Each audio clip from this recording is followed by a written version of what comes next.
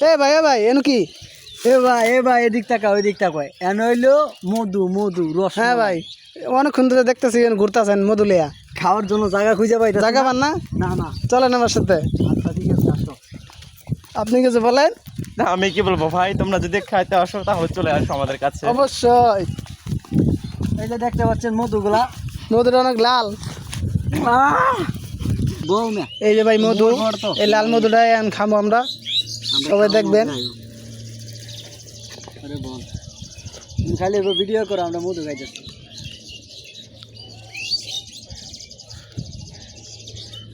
ওই গিরে মধু মধু ভাই কিছু বলেন না কে মধুর নাম? আরে কি বলবো মধুর কথা, যে মধু আছে তুমি যদি খাও তাহলে সবাই চলে আসো আমাদের কাছে। এই যে মধু মধু, আসো। লাল মধু। ওয়াও নাইস, সেই স্বাদ। এত এত স্বাদ স্বাদ। কেন?